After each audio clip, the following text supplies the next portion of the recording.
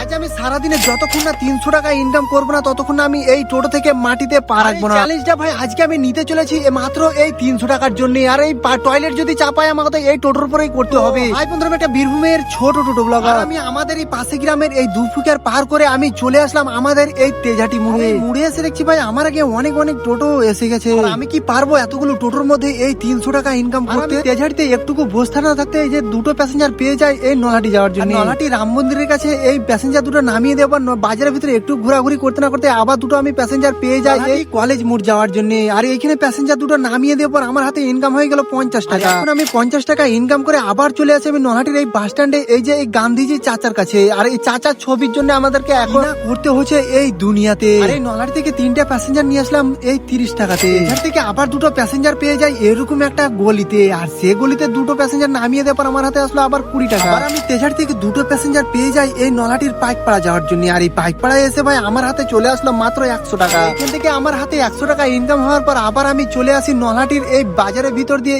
এই ভিডিও অফিসে। আর এই ভিডিও অফিসে আমার 50 টাকা ইনকাম হওয়ার মাত্র 10 টাকা বাকি রইলো এই 300 টাকা বুঝতে। আর এই দাদিকে পেয়ে আমার এই 10 টাকা পূরণ হয়ে যায়। এখন আমার হাতে চলে আসে এই যে 300 টাকা।